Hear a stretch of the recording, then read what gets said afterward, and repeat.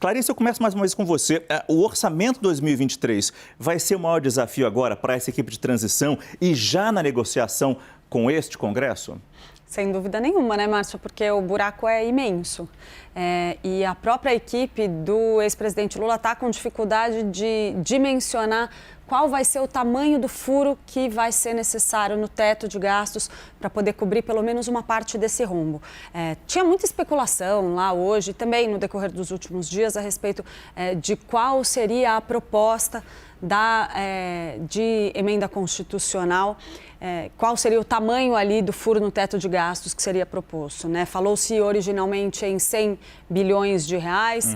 Depois, aos poucos, a gente começou a observar vários integrantes ali da equipe de transição subirem progressivamente esses valores, né? Acho que a Raquel, o Caio também falou de outros valores aqui, o Yuri, todo mundo ouviu algum número. Eu ouvi gente me falando em valores na faixa de 120 bilhões, depois para 150, depois para 200, fora os 400 bilhões de reais que seriam o tamanho real do buraco, segundo o ex-ministro Henrique Meirelles. O que ficou ali muito no ar nas conversas que eu tive hoje é que o ex-presidente Lula talvez esteja querendo surpreender um pouco o mercado. Então, deixa correr números mais altos para, quem sabe, apresentar essa minuta para o Congresso amanhã com um valor um pouco menor, um pouco superior a 110, 120 bilhões de reais, mas não necessariamente aí nessa faixa de 200. Por quê? Tem uma preocupação de não assustar o mercado na largada, né? Querendo ou não, o presidente eleito tem promessas importantes a serem cumpridas, principalmente o Auxílio Brasil, que vai ser rebatizado de Bolsa Família de R$600, e também esse aumento do salário mínimo, aumento real do salário mínimo que ele promete, que seria aí na faixa de 1,4%. Ainda tudo isso indefinido, quem vai bater o martelo mesmo é o ex-presidente Lula, mas ele recebeu essa minuta hoje, começou a analisá-la, e uma proposta que ele recebeu, segundo me contaram, era de, quem sabe, apresentar um valor um pouco maior desse furo no teto de gastos, mas com medidas mais estruturantes, ou seja, também alguns investimentos que ajudem a gerar emprego, por exemplo, que estimulem a construção civil, grandes obras, Minha Casa Minha Vida, e que não fique só no atendimento de promessas de campanha com viés mais assistencialista. O Caio Junqueira trouxe um valor de 175 bilhões de reais. Mas uma outra dúvida que ainda existe, ou não sei se já está batido o martelo, seria como fazer esse gasto para o ano que vem? Como garantir esse valor a mais? Medida provisória ou PEC, uma proposta de emenda à Constituição? Já está certo qual vai ser?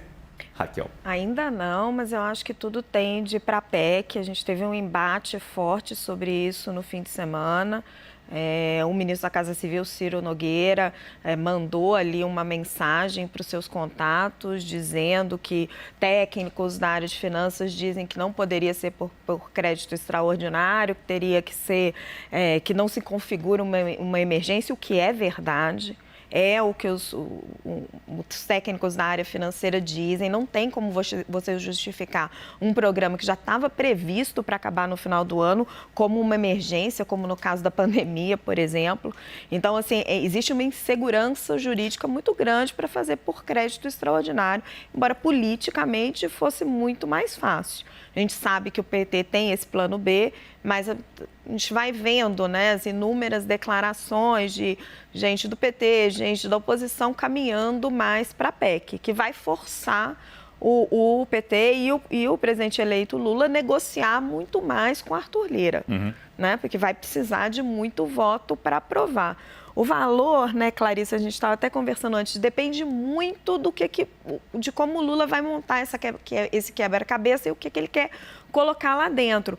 Tem alguns pontos, por exemplo, que muita gente da parte econômica mesmo, que está perto dele assessorando, não tão ligados a mercadante, mas para um outro lado, que está dizendo, olha, vamos deixar algumas coisas para depois. Desoneração da tabela de imposto de renda, por exemplo, é caríssimo. Dá para você discutir isso junto com uma reforma tributária, onde você consegue receitas. Então, assim, vai ser preciso fazer escolhas, Não vai dar para fazer tudo de uma vez, simplesmente estourando o teto. Você precisa deixar algum trabalho para o próximo ministro da Economia ou da Fazenda negociar com o Congresso e efetivamente fazer uma política econômica para o país. E como a Raquel bem disse, ainda depende também de uma negociação neste Congresso que está aqui com Arthur Lira e o Centrão. E daí que eu jogo a pergunta para você, Yuri, especificamente do Centrão para você. Como é que esse bloco pode se comportar neste momento de fim de governo Bolsonaro e as perspectivas de um começo de governo Lula? Já vai ser colaborativo? Já vai ser participativo? Já vai dar a nota aqui? Ó, vou cobrar isso aqui, vai ser assim? Não sei o que.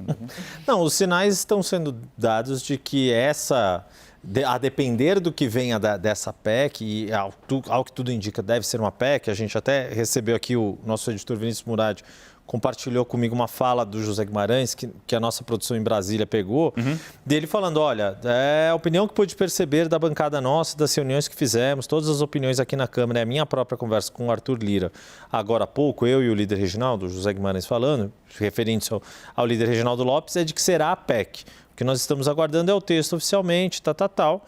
E aqui dizendo que sobre Lira, que Lira se comprometeu em ajudar naquilo que for necessário de interesse do governo, evidentemente tendo conhecimento prévio daquilo que vai ser debatido, discutido, tal. Mas, de qualquer modo, a palavra final é do presidente eleito Lula. Mas, de qualquer modo, o que a gente tem visto, todos os sinais é de que, vindo a PEC, e a PEC sendo uma discussão do Congresso Nacional, há uma tendência, mesmo dessas bancadas como o PP, o próprio PL. Hoje a gente entrevistou no 360 com a Daniela Lima, o Leandro Rezende também participou, o governador do Rio de Janeiro, Cláudio Castro, um estado que é importante, que tem os três senadores do Rio de Janeiro são do PL, é um governador reeleito pelo PL em primeiro turno, de um estado, um dos 3 maiores estados, com uma bancada de deputados forte também. Tem o senador Carlos Portinho é líder da bancada do PL no Senado, o deputado Altineu Cortes também é importante na bancada do PL na Câmara, enfim. É uma bancada representativa e ele deixou muito claro, olha, os R$600 fazia parte das promessas de campanha de Bolsonaro, correção do salário mínimo também. O PL vai fazer oposição responsável, construtiva. Está dando sinais de que nesse jogo da PEC tem jogo. A grande questão, de fato, é qual é o sinal que o PT quer dar. Acho que a informação que a Clarissa trouxe agora é bem importante para os amigos da Raquel Landim no mercado. Assim, pode ser que coloque um pouco mais para ter o que tirar depois na negociação. É natural, isso é da política. E que seja um gesto também. Olha, não tem o nome do ministro, mas eu vou comedido, não estou indo atropelando. A gente vai aos pouquinhos naquilo que é necessário e aí as coisas vão se ajeitando. Acho que o que é fundamental desse processo todo, uma coisa que talvez o Brasil tenha se desacostumado a ver, é a política que está construindo a solução.